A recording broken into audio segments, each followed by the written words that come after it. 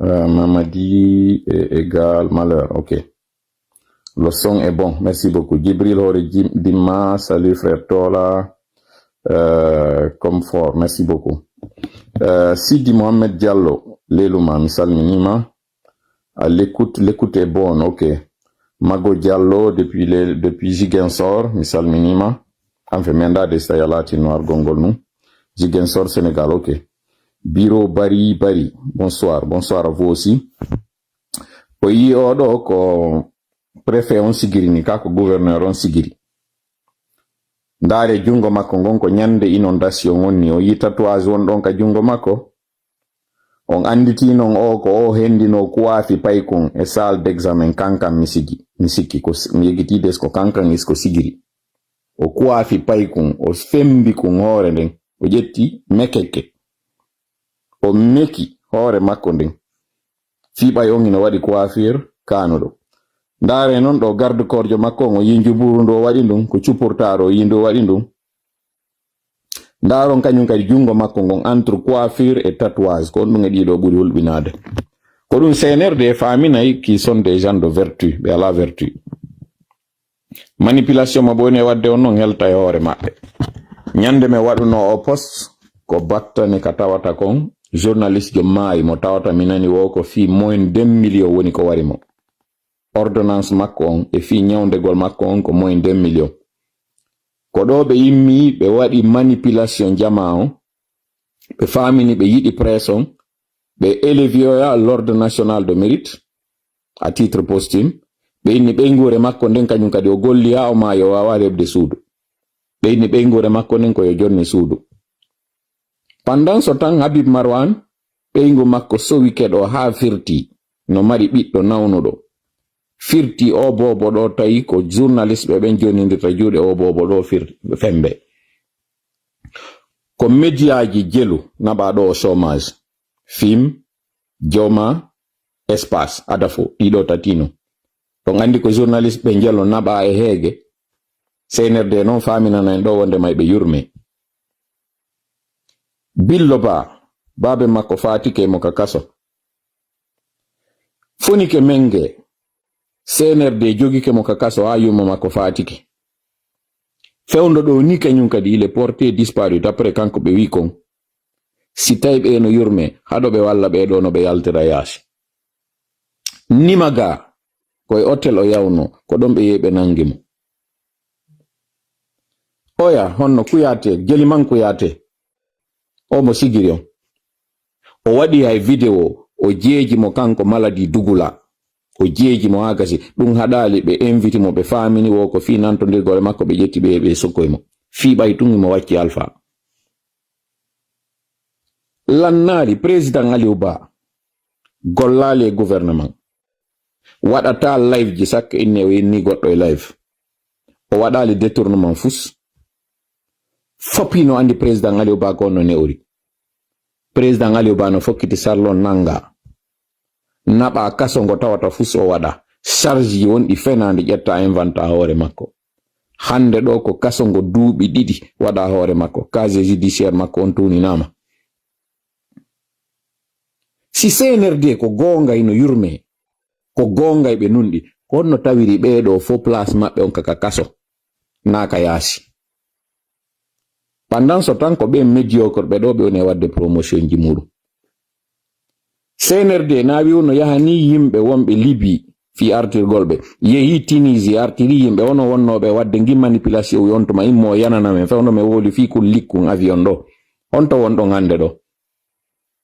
be immi ke be yehi ha Tunisie be immi ke be yehi ha Maroc be wi be artiri Guinée be wombe en détresse Manea à moins de 45 km de Conakry. Moins de 45 km parce que Manea ko yeso kilomètre 36 woni. Entre kilomètre 36 et Manea ko 10 kilo ou moins peut-être woni hakkunde majji kanji don didi. Be wawali yaade be yaltino ya Guinée be bibbe mudum wombe ley ciudi lope no ari de tawata ko kambe wadi ella dun don. Ko be do wata yaade wallito yo goddo wondo ka jananiri ido jodi non joni han joni onon do don nodda be autorité han jondo wi'a be ministre do wi'a be premier ministre do wi'a be président i dawadi di be ɓe huɗaɓe ɓe Allah tawata goɗɗal yurmede Allah ino e hoore maɓɓe ɓe ɗon sikka kere ɗi du'aji meɗen yarayni mere ɗon sikka ɗo yeyrayni awa bon mi anda ko ngel woni ndarde live on ɗo mi harta ɗo non e ko minni ɗo kon programme waɗa ɗon entre Alaji Sellu e kañum padre dañande mi yeti kon démarche ji waɗanoɗi en 2020 ko mi waɗi ɗo live ɗo keso ko fi ko moni e yewde ɗo kon koye taw goɗɗo yoyta live on juuti o wawali famude mi waɗi ƴawa jippo mi andina en noon woodi yaltuɓe feli ko mi woni e wolde ɗo kon no ndeñande tawnoɓe fewndo mi wowluno e hoore Alaji Badru kam mi wowluno kon ɓe ontuma ɓe yimino ɓe kelli ɓe ni konko moni e wolde ɗon il faut aller jusqu'au bout fi on ɗum hande ɗo ɓay mi yalti mi wori e hoore Alaji Sellu ko tawata konko d'ailleurs taw ɓay mi yaltino yi on audio mo mi faminno ɗon mi joginaki ɓay mi yalti on audio est ce que on yalti on commenti fi on audio on audio est ce que on commenti fi makko onon faminnoɓe ɗo wondema il faut aller jusqu'au bout ko woni kon fo gundoji ɗin il faut ɗi yaltine fi on non sikoye hoore Alaji Badru c'est bon il faut aller jusqu'au bout mais si sikoye hoore Alaji Sellu il faut pas aller pourquoi kon woni on 2 poids 2 mesures donc puisque onon Alaji Badru c'est votre ennemi Alaji Sellu c'est votre allié il faut faire du 2 poids 2 mesures na non tola woniri ko weli kon fop e kara mawɗo on hino weli kañum kadi e hunduko pay kunkun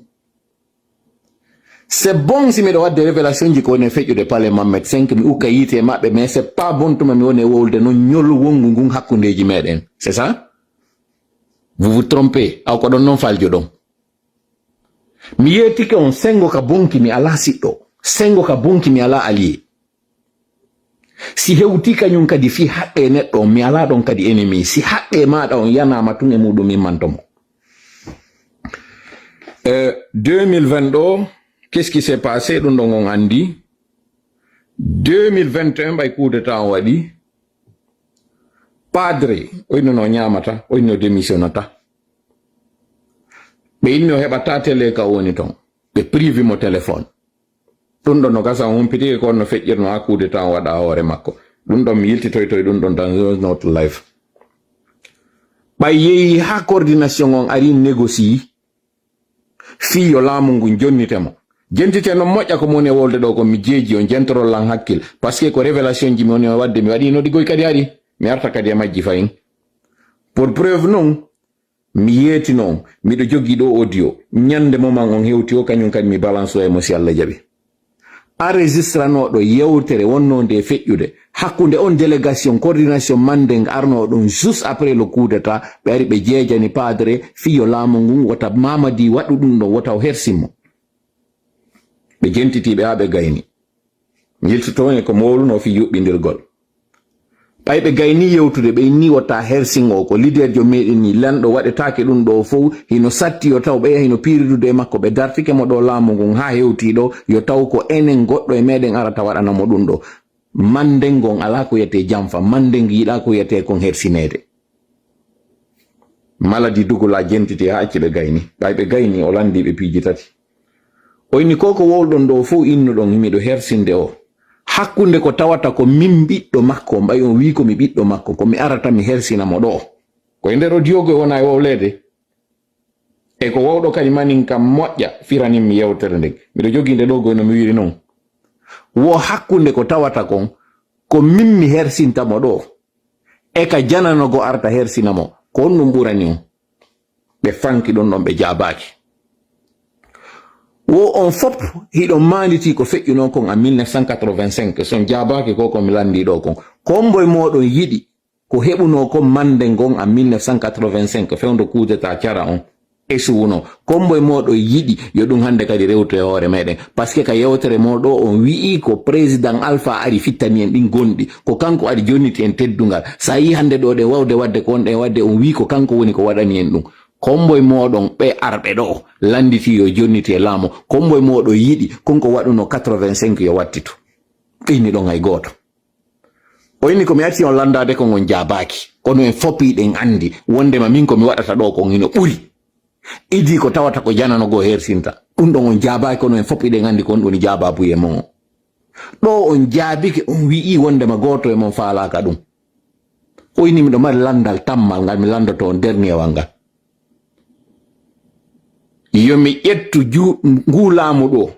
mi jonnita kañum laaminoɗo laamiɗo tigi tigi on mo tawa tomba élection waɗi ɓay on foppiɗo humpiti ko feƴƴi kon on faalay mi jonnitu laamu ngun kaye mi jogo ha hande kadi tawa feewi feppimo meɗen mi jonna ono kono no ɓurani on ɗo kadi ɓe fanki o ni o awa mi jaɓi délégation mon on ari ko wowɗon kon mi faami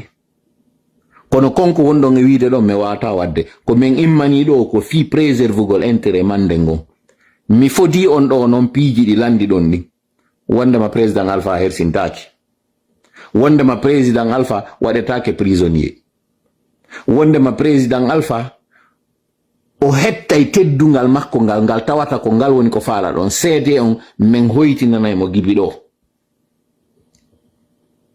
mi fodi on non kañum kadi laamu ngun min jogoto ngu ha tawata kañum kadi komo mandenga tawa fewtimo min ƴetta min jonnamo donc laamu ngu ngu yaltata juuɗe meɗen o yeetiɗo ɓe ɗum ɗo ɓe waddi ɗum ɗo ha gasi ɓe fodidiri si délégation immi hooti ko moni e yiltitanade ɗum ɗo ko yon faamu contexte on komi woni e arde e muɗum kon ko on ɗum kadi mi wiirno wondema hande ɗo siɗen faalan heɓa doole honɗe tigi de goto immotako ɗo wallito en dartagol makko kanko Mamadi Doumbouya tawa hara wonɗo e arde ɗon on ko mo tawata e na jeeyaɗo mandenga ka coordination mandengon échouno ɗo argol convainca ɓe wondema ɓe accut président alpha o continue a laamu ngu na enen immotoɗo sikka en waɗay ɗo dande welnde ha ɗum ɗo wawa latade c'est impossible ɗum ɗon c'est extrêmement important yo wawu on côté ɗon seede noon ko moni e wolde ɗo kon taalibidaɓe yaltunogo e wuuloy seeɗa konko mi wowli ɗo kono o wowlitay na gonga ko wolɗon ko wondema ko kanko négocie fiyo président alpha immo yaha extérieur pay wono yiɗon seeɗa ko on ɗum ɓe yaltinano en président alpha immi yehi ñawdoyi émirat arabe uni o arti ko résultat seede konko ɓe wowluno ɗon kon seede konko winoɓe ɗon ko ngollugol ɓe wondema o teddini yewtere maɓɓe nden waɗi si ɓe acciti président alpha immi yehi artiti kono mo ɓuri ɓe ƴoyre himo andi kañum kadi ko honno o gerirta ha o sortodo e maɓɓe ko ɓuri wowde kon ko clandestinité o négocie ko négociata kon ha gasi immel muɗum on fi jonnugol mo hande kadi retraite doore projet ji makko ɗi o memminnoɗi foɓɓe continue ɗi si ɗon wattanila o wowlano fus o yimmino kadi o yehi ha neeɓi so o yalti o andini en wondema o kudeta waɗaɗo ɗo o jamfa hoore makko ko min atti arde ɗo expliquana en fewndo kudeta waɗi pet raison ji waɗɗi ɗin ha kudeta waɗi hoore makko ça a été confirmé récemment par Sibabe avogi yalti wowli ɗin ɗi mi wowluno kam expliquanno ɗo minni ɓay ɓe ari ka suudu ɓe ɗaɓɓitino ɓe yaalimo min ko noon mi expliqueri oɗa kañum ko inni ɓay ɓe fokkiti ton ko oya noddi inni ko on to wonɗa o inni position makko o inni bon mon papa je viens miɗo arde mi wallitoma par ce que o inni mon fils o inni ok nous venons à ton secours alors que nanon feƴƴiri ɓe arno ka nder présidence ton ɓe jaranni ala ko ɓe waɗali ɓiyati kon j'ai des images ici i tawata très horrible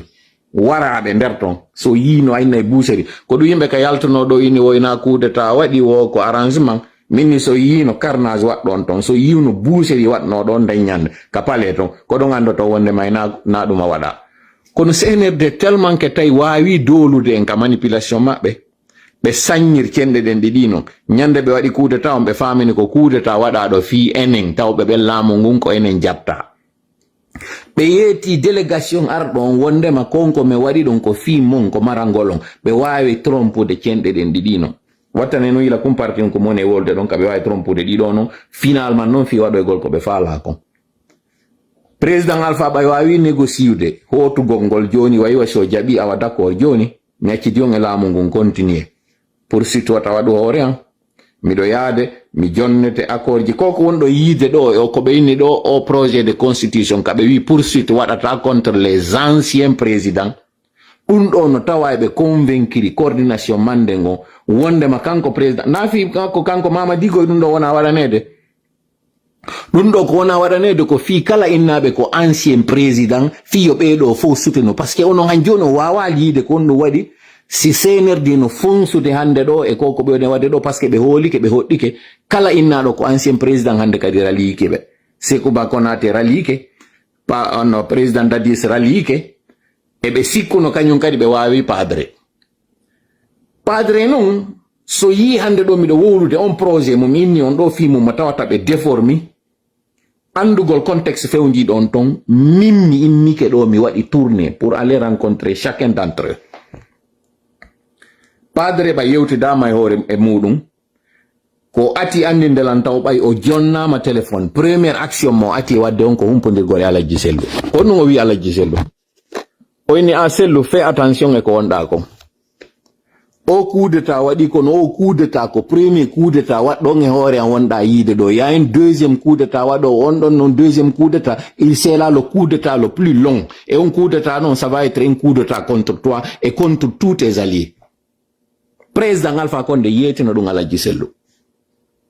o inni en bon démocrate il faut pas danser pour un coup d'état président Alpha Condé yetino ɗum Alaji Sellu ndeññande noon min tisi ko min wonno e on alhaali mo Alaji Sellu wonno si mi yeyatama nde yewtere ɗo mi jaɓatano nde ɗum ɗon il faut avoir l'honnêteté de dire ndeññande si momi piridi e mo minni mo ta change constitution o sattini ha ɗon ɗo laati si goɗɗo ari ittimo ndeññande mi kellayno min tigi ko nulle kadi mi waɗuno ɗon mi rétabli say to woni histoire on fiye andu ko on ɗon feƴƴi ɗum ɗo c'est de bonne foi yon andu ado hewtude hande ɗo président Alpha Condé a noddi président Sellu Dalen inni koko waɗi ɗo ko hendike téléphone ko yimɓe tato nodduno Alaji Sellu noddano ado hay Hajja Jene Kaba humpodirede muɗum alors que non Hajja Jene Kaba hari on tuma fuɗɗike nawde goy Hajja Jene Kaba hari on tuma fuɗɗike nawnude kono président Alpha ko yimɓe tato nodduno ɓen tato ɓe o nodduno ɗon Alaji Sellu tawano e ɓen tato ɗum ɗo so humpitaki si média yetaki on proche jo Alaji Sellu yetano ko min mi yeto on ɗum ɗo ɓe yewtiti ha Alaji Sellu raccrochi téléphone o ɓay o geri ha o wakkilike o yalti koko mone wolde ɗo kon noon Allah hinno Senkun Kaba ko ɓay tun joni Senkun Kaba ma ay o wata immade o ara o témoigna kono koko mone wolde ɗo Hajji Halimatu no andi fimum ɓiɓɓe Hajji Halimatu ɓen kañum kadi waway témoignude parce que ɗum ɗo si mi yehi plus loin o waway andude hay e kon ɗum yaltinno gimol e saa'i ɗo yimanogol e hoore goɗɗo ɓiɓɓe Hajji kañum Alaji Sellu ɓen Senkun Kaba contrairement e ko wona ɗon faminanede ka yaasi Senkun Kaba na simplement wonnoɗo e projet makko kanko Aboubacar Diallo ma ɗum kala ɓen ɓe anduno ɗo wonnoɓen ka UFDG Senkun Kaba ino welduno e Alaji Sellu Senkun Kaba ino welduno Hajji Halimatu Senkun Kaba ino welduno e ɓiɓɓe Hajji Halimatu je ne donnerai pas de nom par respect parce qu'il faut parler des personnalités politiques tawɓe ɓen ɓe tawaka e paysage politique on je les mets à l'écart Senkun Kaba yugol makko tawa Alaji Sellu fermi porte on jaɓali ɓe famotira ɓay Alaji Sellu hewtoyi Sénégal hande kadi ɓe yalti exil on joni laati ke Senkun Kaba on tuma o nawnali moƴƴo Allah hinno mo yaafo o immi o ƴetti o téléphone o ari o tawi Alaji Sellu à Dakar chez lui o inni président Alpha Condé no faala yon yewtu o yewtino nde ñande yewtere nde yeehi hakkunde moɗon nde lanniral no kañiri hande ɗo no mi faala mo kala mo yo tippin température moɗo yewton ɗum ɗo c'est important yo guinéɓe ɓe gandu par ce que si on faminanama makka yaasi wondema ko tola tu waɗi o démarche ɗo biyeton ko feƴƴi dans la discrétion ko tawata no hani ka guinéen ɓen anda si on non contexte o entente waɗaɗo ɗo Senkun Kaba ƴetti téléphone on joni Alaji Sellu o buudi fil ko kañum président Alpha Condé allo oui allo ni ɓe yewti ko ɓe yewta kon ɗon salutation d'usage ji ɗin ɓay lanni kon ɗum Alaji Sellu hikki waɗoygol ɗon ko pleñagol andina ko kañum Alpha Condé waɗimo kon ɗum c'est dire mi anda kono mi expliquirta ɗo moƴƴa fi on faamu plainte ji ɗi Alaji Sellu toujours wondiɗi e mum si tawi opportunité yaltiti fi o yewte ɗo yewte pour futur Alaji Sellu ko onno yewde kon ko fi ko feƴƴi kon a waɗilan ɗum ɗo a waɗilan ɗum ɗo a waɗilan ɗum ɗo président Alpha ko noddiri président Sellu ko fi yoɓe waɗu front commun yeeto ko ɓeya eɓɓi kon e hoore Alaji Sellu fi ɗo yo hewtoyde ɗon ɓe fof ɓe joni nder juuɗe mi andinay noon koko mone wolde ɗo 55-22 on hari waɗali taw kono ko humpitagol non anda o rapprochement ɗo déjà o fokkiti dynamique on ka dow min tola no tawirta no min mi hulata conkenje miɗo yiɗi ko tawata kon si miɗo wadde e gundo ko ɗum kadi mi yaltinta e kene ko moni wadde konka kene tawa ɗum kadi no feppodiri ko moni konka gundo ko humpitagol ɗum ɗo e andugol ngol wondema projet ɓe arduɓe ɗo ɓen ɓe ardirayi ko laaɓi ko ɗum waɗi si inisino ɗen dès le mois de mars inisiɗen immagol darto CNRD avril ɗon andi kon ɓe dartinomen mai hiɗon andi kon ɓe sabotuno 5 mai on kañum kadi ɗum ɗon hiɗon andi mais hiɗon manditi e saayi article yaltuno mo tawata ko Guinée News wonno ko yaltirno on article mo Alaji Sellu waɗno juste quelques jours avant son départ yawgol France on article ko on ɗo wiwno wondema Alpha kañum ko faalade ko déstabilise gol leydi ndin menen noon en tant que politicien ko men faala ko men dartorade CNRD ko fi retour à l'ordre constitutionnel yiltite ɗaɓɓiton on article ndaron date makko au même moment siɗon anditi on tuma on 2023 konko moni e wolde ɗo fi muɗum hiɗon andi ɓe yawno ɓe militarise kankan inna on tuma ko ɓeya en woni ka dogi alia en woni ka dogi soronkoni donc militaire ɓe addama ton fi argol stoppa ɗum ɗon c'est au même moment kañum kadi ɗon andi difficulté ji Sadiba ɗin ɗi fuɗɗi inna wondema Sadiba eno yeeyude ɗumaɓe on isteroɓe ɓen maali ko kamɓe wo woni yeyde ɓe ɗum ɗon fof ko fiisi ɓe tanjini a wara nandi président Alpha eno mari ɓen wonɓe arde natira sengo hot Guinée ko fiyo kañum kadi Assimi Goïta wallito aynirgol sengo ton on par ce que ɓe yetama ko on frontiére ɗon arme ji woni e iwrirde laggine yaha wallito yo ɓen ɗon ɗum ɗo fof ko France on tumari ko ambassadeur je wonnoɗo ton o walliti ɓe ƴetti o idée ɗo fi divisugol ara on tuma union sacré on wawali waɗude entre ɓeɗo ɗiɗo anton ɗo non mi diw yewtere nde mi landitaki nde taw feƴƴuno noon entre Alaji Sellu e kañum président Alpha kono mi jonnu en tout indice yo yiw konko mi woni on e waɗande ɗo révélation fi mum indice ɗi tawata ɗo wawi ɗi repérade référo kañum kadi a majji waɗi en 2023 donc 2022 5 ƴetti téléphone on joni ɓeɗo ɗiɗo ɓe yewti yewtere maɓɓe nden ko honno nde interrompuri kaka tawata ɗon Alaji Sellu ɓay fuɗɗike wowlude ɗi waɗaɗin fo président Alpha heɓi maladresse wiyogol ngol mais toi aussi Sellu tu aimes trop te victimiser o phrase wowlaɗo ɗo Alaji Sellu raccroche ƴetti téléphone on tisan joni to donc j'aime me victimiser ƴetti téléphone on o joni senkun kaba ala ko président Alpha insista le président Sellu ƴettu téléphone on ɓe continue yewtere nde il est même allé jusqu'à s'excuser o dit ok joni aw yafanoran konko mi wi ɗon ti te victimise je retire le mot ɗum ɗo fof président Alpha waɗi ɗum ɗo fiiɓe ɗo ɗiɗo yoɓe wawa nantodirde Alaji Sellu sali fes et je le comprends comme on est wolde ɗo kon j'essaye de restituer le plus fidèlement possible parce que mbiɗo wawno faminde ɗum Alaji Sellu alano gonga il a raison ke ko hoore duuɓi 10 ɗi ɓe waɗa ɗin fo accord ji wonɗi ɗin hakkude maɓɓe ɗi tawata ɗi respectaka c'est long ce que lui il dit alors que mi yetike on moi je connais kon ɗum accord ji go wawali laatade na hande noon kono mi jonnata ɗi téléphone on ɓay jonnitama e Allah ko président Alpha Gerale ɓe wawal nantodirde on tuma si Alaji Sellu e président Alpha nantodirde on convoi militaire yawno ɗon hot Guinée on tuma fi yawgol dartoyo ko Conakry on convoi waɗirayno ɗum ɗo ko hollugol on tun indice ko honno tawiɗi si Alaji Sellu coopérno dès le début CNRD mutatano ko ɗum ɗo donc de 2022 déjà président Alpha kañum hari préparé ke ƴetti disposition ji konno ittirta ɓeɗo mais puisque kañum président Alpha ino andi si président Sellu tawtali on coup d'état mo fokkintini hettugol en fait j'appellerais c'est pas un coup d'état artirgol hettita laamu makko ngu si ɓeɗo tawtali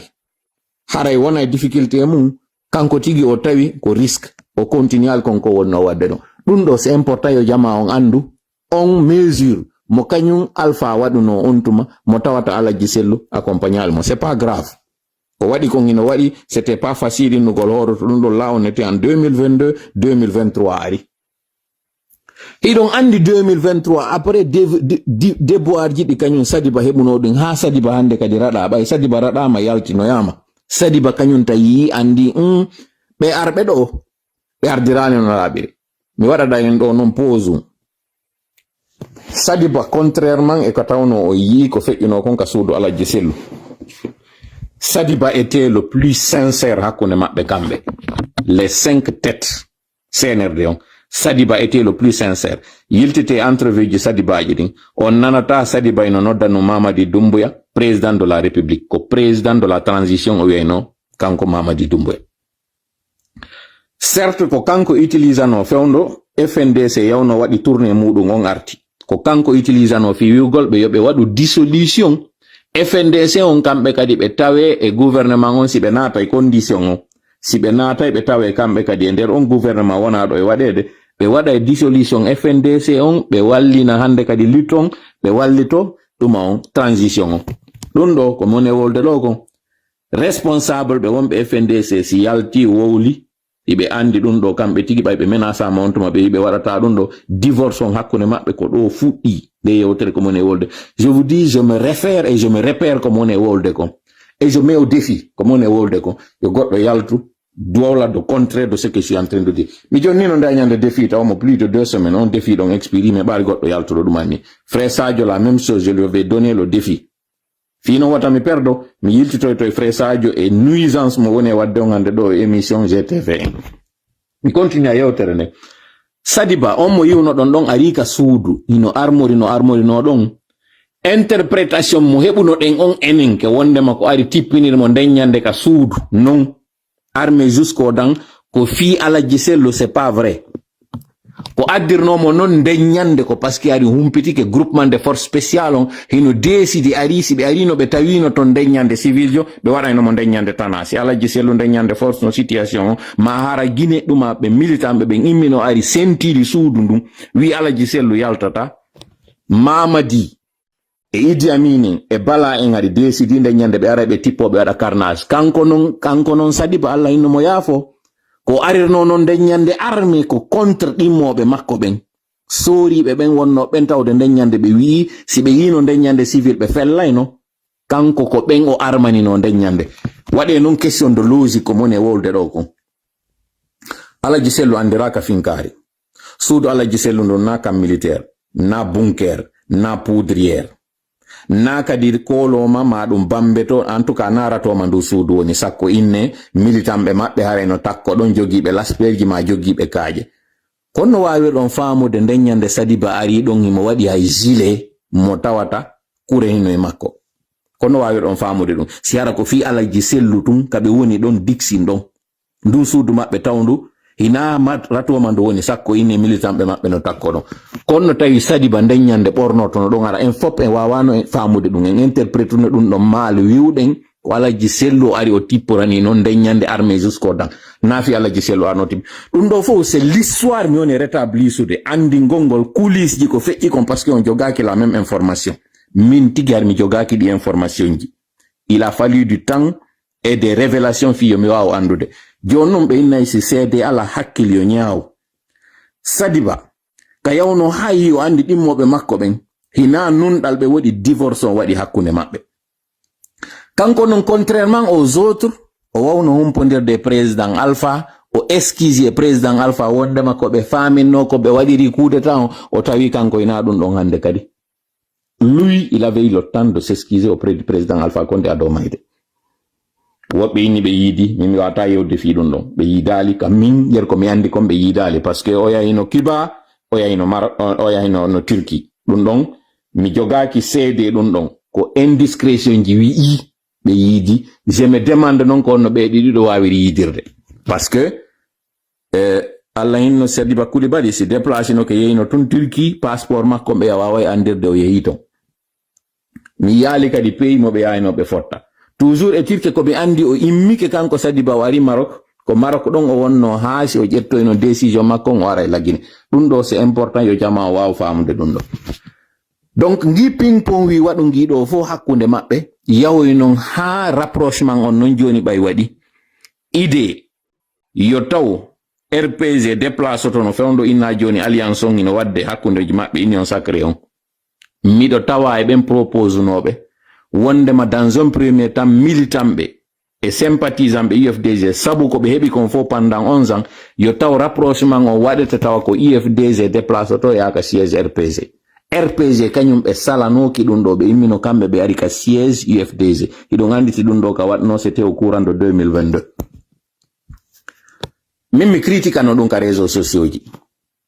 yimɓe ɓe mi contacte non communicant ɓe UFDG ɓe mi innuno waɗen en fop union sacré ka réseaux sociaux ji mi invite Ansou Damaro mi invite LCC e mi yeggiti hombo kañum kadi miɗo anditi on tuma critique noɓe la wi wata wadde ɗum récemment ɗo ɓe waɗi le live kaɓe inni ɗon wo ko l'union sacrée des forces vives live des forces vives ɓemɓe ɓe innunoɓe watano ɓattodirde maɓɓe finalement ɓe sakkito yugol ɓe ɓattodira maɓɓe c'est à dire il faut avoir de la vision a yi'ay piiji ɗi law andade ɓe inni moko ba ko on yi'owo patawol e nder sasa o anda ngol patawol o si ngol yaltinama kanko wullay o sendidira sentirwol patawol e mboddi o wawa sendidirde ɗum on tuma wawano yide ka fokkitunoko c'est pas grave mi diwa piiji go indiscrétion ji waɗɗi entre temps mi arano e non joni e mi yugol nan non joni anda bon alaji sellu fewndo min nanoɓe to ɓe yalti ɓe yeyi non joni ha ɓe woni exilé yomen gerime waɗa rapprochement entre ɓe e ɓe wawa wonde e piwu gotum Sadiba warama ɓeɗo joni ɓe décidi kala dariɗo yesso maɓɓe ɓe ɗanninayi fi makko ɗi médiaji ɗo ɗi ɗanninama ko wontuma noon mi yeedi alaji sellu mois d'août rowani wani le 30 août ñande alaji sellu wonano jaɓɓede Philadelphia min ngari miɗo atterri a Washington ɗi photoji ɗi yiwɗon Ansou Damaro no tirodi alaji sellu ka hôtel maɓɓe Benito no tirodi alaji sellu ka hôtel maɓɓe min fewndo on tuma j'étais dans l'avion ñande Allah hinno alaji Hasmi warano ce jour-là j'étais dans un avion j'étais en route pour aller à Washington DC kono est ce que o yi ɗum no tourna e réseaux sociaux ji est ce que o yi miɗo yalta wawla ɗum fiida réseaux sociaux ji min kadi mi heɓiduno alaji sellu e Hajji Halimatu photo nde ñande mais est ce que o yi photo an eno sende e nder plateforme ka o yi miɗo yaltina photo ji an nde ñande par ce que mission ji ɗi naaɗi gooti min na ko yaltita ka réseaux sociaux ji noon e dogude fimum je n'ai rien contre waɗuɓe ɓen c'est très bien parce que konko ɓe waɗi ɗon ɓe holli maturité politique kamɓe ɓe décrispi kañum kadi situation ɓe andini na ngaygu wona c'est à dire c'est pas des ennemis ko adversaire woni ka réseaux sociaux ji ɗo ko adversaire woni politique on ko adversaire d'accord ɗum ɗon wawi apaisude situation moƴƴa e so ndaari on tawa kamɓe ɓe holli ɓendugol sengo ka politique yo Benito déplace ka muɗum immo yaha tawa alaji sellu e hôtel muɗum yo Ansou Damaro walli ndeññande perda on recette makko mo heɓata ka ñallal on o yaha o yida e alaji sellu ɗum ɗo wawi réglude probléme jano ka réseaux sociaux ji hande kadi tawi goɗɗo alaka inna wula mais fi on ɗum non communicant ɓe UFDG ɓen kamɓe ɓe wata wadde ɗum ɗo pourquoi militant ɓe sympathisant ɓe UFDG han joni no jogui Alpha no waɗi men hunde kaari donc 1 2 3 kala ko Alpha wona immede yanani mum pourquoi ɗum ɗo mi wawa